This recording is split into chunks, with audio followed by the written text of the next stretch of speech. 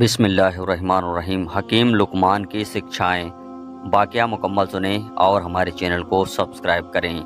حکیم لقمان رحمۃ اللہ علیہ کا نام تو بچپن سے سنتے چلے آ رہے ہیں، کیونکہ اللہ تعالیٰ نے ان کے نام سے قرآن کریم میں ایک سورت نازل فرمائی ہے جس کی قیامت تک تلاوت ہوتی رہے گی انشاءاللہ۔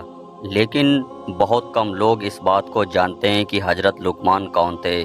اللہ تعالیٰ نے ان کے نسب، خاندان اور زمانے کے بارے میں تو آپ نے کلام پاک میں کوئی ذکر نہیں کیا، لیکن ان کے حکیمانہ انقلاب کا تذکرہ فرمایا۔ تاہم قدیم تاریخ اس بات کی گواہی دیتی ہے کہ اس نام کا ایک شخص سرزمین عرب پر موجود تھا، لیکن اس کی شخصیت اور نسب کے بارے میں اختلاف پایا جاتا ہے۔ ایک روایت کے مطابق وہ حضرت ایوب علیہ السلام کے بھانجے یا خالہ جات بھائی، جبکہ دوسری روایت میں حضرت داؤد علیہ السلام کا ہم زمانہ معلوم ہوتا ہے۔ اکثر تاریخ خواں کی رائے ہے کہ حکیم لقمان افریقی نسل سے تھے اور عرب میں ان کی آمد بحیثیت غلام ہوئی۔ بہت سے علماء کا کہنا ہے کہ حکیم لقمان نبی نہیں تھے اور ان پر وحی نازل ہوئی، کیونکہ قرآن و حدیث میں کسی جگہ کوئی ایسا اشارہ موجود نہیں جو حکیم لقمان کے نبی یا رسول ہونے پر دلالت کرتا ہو۔ غرض یہ کہ اللہ تعالیٰ نے حکیم لقمان کو نبوت عطا نہیں کی، مگر حکمت و دانائی عطا فرمائی۔ روایت میں آتا ہے کہ آپ صورت و شکل کے اعتبار سے اچھے نہیں تھے، جیسا کہ مشہور تابعی حضرت سعید بن مسیب رحمۃ اللہ علیہ نے ایک حبشی سے کہا تھا کہ تم اس بات سے دلگیر نہ ہو کہ تو کالا حبشی ہے، اس لیے کہ حبشیوں میں 3 آدمی دنیا میں بہترین انسان ہوئے ہیں: حضرت بلال حبشی رضی اللہ تعالی عنہ، حضرت عمر فاروق رضی اللہ تعالی عنہ کا غلام مہجا، اور حکیم لقمان رحمۃ اللہ علیہ۔ غرض ہے کہ حکیم لقمان کے حالات زندگی اور زمانے کے اختلافات کے باوجود پوری دنیا کو ایک مشہور شخصیت تسلیم کرتی ہے۔ جاہلیت کے چند شعراء نے اس کا تذکرہ کیا ہے۔ اللہ تعالیٰ نے سورہ لقمان میں حضرت لقمان کی ان قیمتی نصیحتوں کا ذکر فرمایا جو انہوں نے اپنے بیٹے کو مخاطب کر کے بیان فرمائی تھی۔ یہ حکیمانہ اقبال اللہ تعالیٰ نے اس لیے قرآن کریم میں نقل کیا تاکہ قیامت تک آنے والے انسان اس سے فائدہ اٹھا کر اپنی زندگی کو خوب سے خوب تر بنا سکیں اور ایک اچھا معاشرہ وجود میں آ سکے۔ حکیم لقمان اپنے بیٹے کو نصیحت کرتے ہوئے فرماتے ہیں، لوگوں کے سامنے تکبر سے اپنے مال پر مت پھیلاؤ، یعنی لوگوں سے ملاقات اور ان سے گفتگو کے وقت ان سے منہ پھیر کر بات نہ کرو، اور ان سے اعجاز کرنے اور تکبر کرنے کی علامت اور اخلاق شریفانہ کے خلاف ہے۔ اللہ تعالیٰ نے اپنے نبی کے متعلق قرآن پاک سورہ القلم 4 میں ارشاد فرماتا ہے، اور یقیناً تم اخلاق کے اعلیٰ درجے پر ہو۔ حضرت عائشہ رضی اللہ تعالی عنہا سے جب آپ صلی اللہ علیہ وآلہ وسلم کے اخلاق کے متعلق سوال کیا گیا تو حضرت عائشہ نے فرمایا، آپ صلی اللہ علیہ وسلم کا اخلاق قرآنی تعلیمات کے عین مطابق تھا۔ صحیح بخاری و صحیح مسلم۔ حضور اکرم صلی اللہ علیہ وآلہ وسلم نے ارشاد فرمایا، مجھے بہترین اخلاق کی تلقین کے لیے بھیجا گیا۔ مسند احمد۔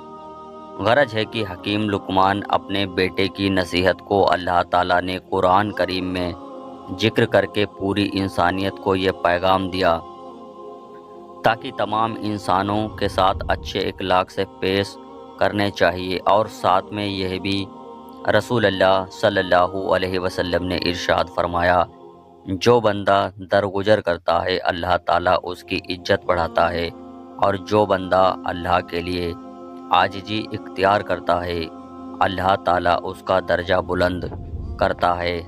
حوالہ صحیح مسلم شریف۔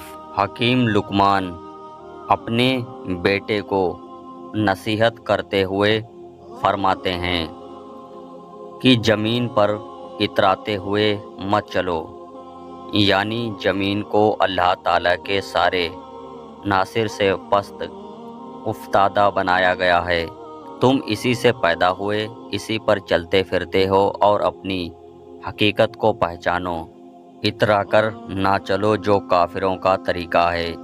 اس کے بعد اللہ تعالیٰ فرماتا ہے، یقیناً جانو اللہ کسی اترانے والے کو سیکھی باز کو پسند نہیں کرتا۔ حضور اکرم صلی اللہ علیہ وآلہ وسلم نے ارشاد فرمایا، جس شخص کے دل میں ذرہ برابر بھی تکبر ہوگا وہ جنت میں نہیں جائے گا۔ ایک شخص نے عرض کیا، یا رسول اللہ صلی اللہ علیہ وسلم، آدمی چاہتا ہے کہ اس کا کپڑا اچھا ہو اور جوتا اچھا ہو۔ آپ صلی اللہ علیہ وآلہ وسلم نے ارشاد فرمایا، اللہ تعالیٰ جمیل ہے، جمال کو پسند کرتا ہے۔ کبر اور غرور تو حق ناحق کرتا ہے اور لوگوں کو چھوٹا سمجھنا ہے۔ مسلم کتاب العمران باوا تحریم الکبیر، یعنی اپنی وسعت کے مطابق اچھا کپڑا پہننا کبر اور غرور نہیں بلکہ لوگوں کو حقیر سمجھنا تکبر اور غرور ہے۔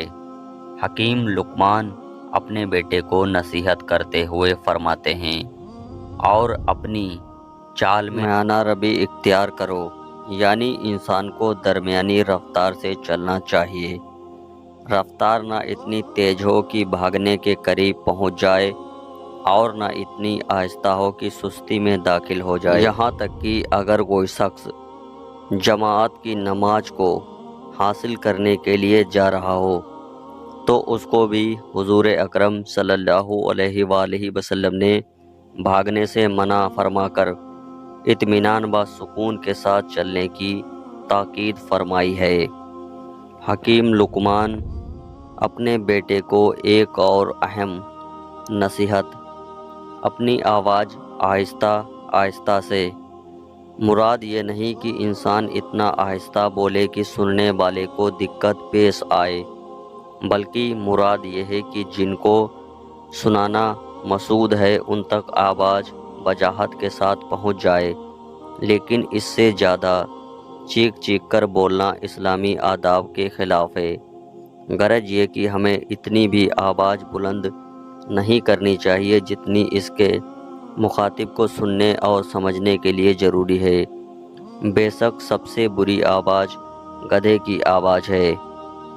آخر میں آداب معاشرت سے متعلق 4 نصیحتیں ذکر کی گئی ہیں۔ پہلا، لوگوں سے گفتگو اور ملاقات میں متکبرانہ انداز سے رخ پھیر کر بات کرنے سے منع کیا گیا۔ دوسرا، زمین پر اترا کر چلنے سے منع کیا گیا۔ تیسرا، درمیانی رفتار سے چلنے کی حکایت کی گئی۔ اور چوتھا، بہت زور سے شور مچا کر بولنے سے منع کیا گیا۔ ان تمام نصیحتوں کا خلاصہ یہ ہے کہ ہر وقت ایک دوسرے کا خیال رکھیں۔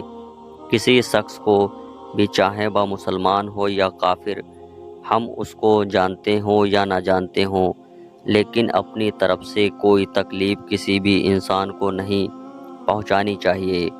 اگر ہم ان امور میں کوتاہی سے کام لیتے ہیں، حالانکہ ان امور کا تعلق حقوق العباد میں حق تلفی انسان کے بڑے بڑے نیک اعمال کو ختم کر دے گی، لہٰذا ہمیں چاہیے کہ حکیم لقمان رحمۃ اللہ علیہ کی ان قیمتی نصیحتوں پر عمل کریں اور ایک اچھے معاشرے کی تلقین دیں۔